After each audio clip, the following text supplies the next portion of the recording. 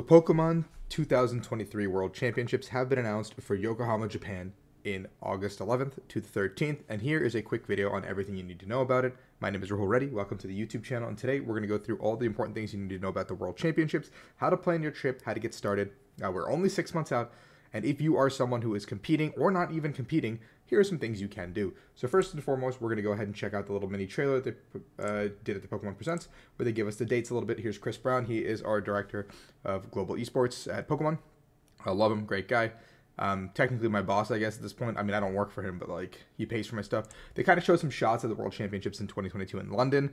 This was the first time they did stadium seating, a massive stage. Every single year, the stage at the World Championships is based on the theme in some way, and it always blows me away. You can see it, the competitors, the spectators, just people enjoying themselves, and like high pressure games. It's obviously some of the coolest things. There was a Pikachu parade that year.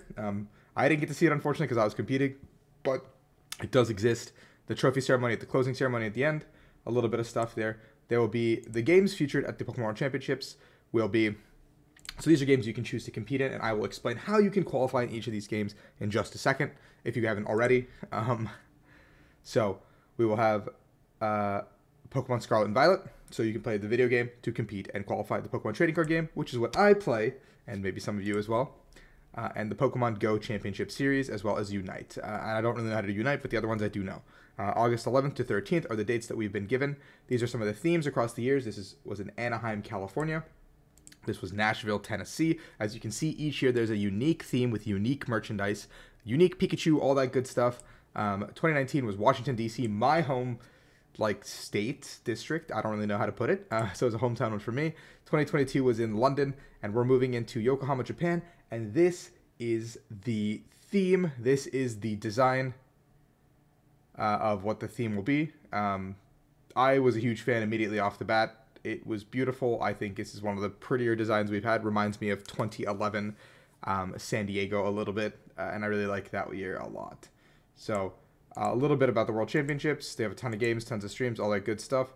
I don't think there's much else to be said about this in this clip. But the Pokemon World Championships, how do you qualify? Now, the qualification process started back in August or September, as you guys would like to say. So since then, we've kind of been chugging away to earn championship points, going to different tournaments, whether it be regionals, internationals, or that's actually pretty much it. There's no locals this season, I think. They'll be back next year if you want to get them that way. But you can earn championship points attending these big major events, and that will allow you to qualify. If you qualify for the Pokemon World Championships, you will be able to participate on, it's a 3-day event, by the way, so if you qualify for the first day of play, you will compete on Friday, and you have to earn your qualification slot for day 2, which is on Saturday, and if you make it all the way through Saturday, well, Sunday is Championship Sunday, so congratulations if you're playing on Sunday. You are one of the 2 remaining players in your division that will take the stage to put on the greatest show on Earth. So we'll be heading to Yokohama, Japan. The qualification process is very simple. The points have been lowered to adjust what's happened so far in the season, and I think they may be adjusted again, but don't hold your breath. I think this is probably a final estimate.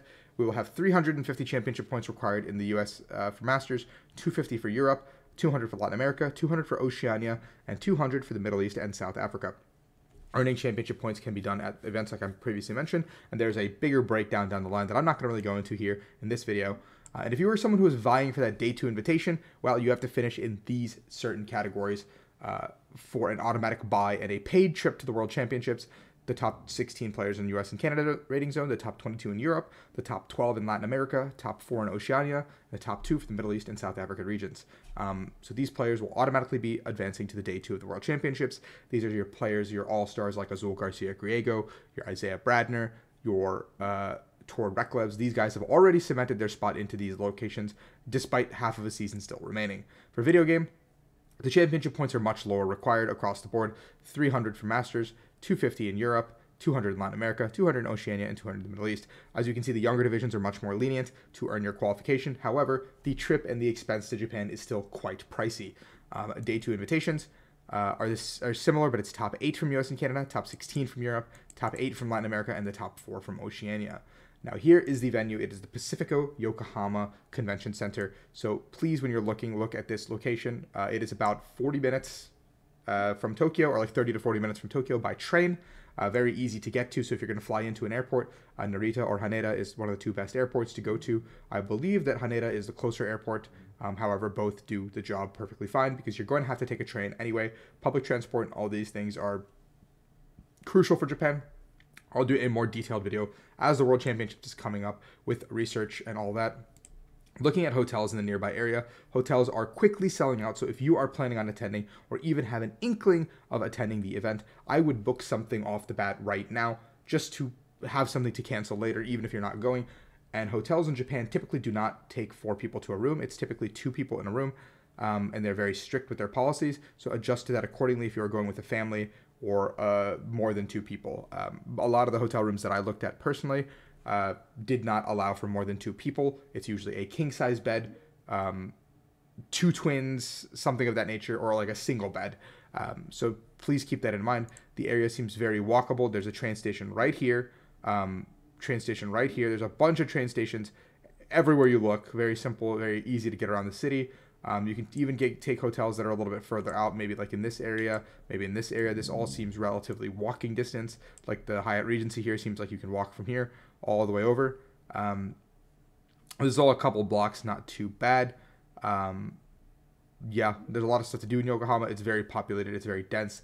But that is your primer on this year's World Championships. That's everything you guys need to know. Hopefully this helps out when you're planning your trip a little bit. If you have any questions, please leave them in the comments below, and I'll do my best to answer them as we move forward towards the World Championships this year. I'm very excited. I have already effectively qualified. I can show you guys with my Play Pokemon page.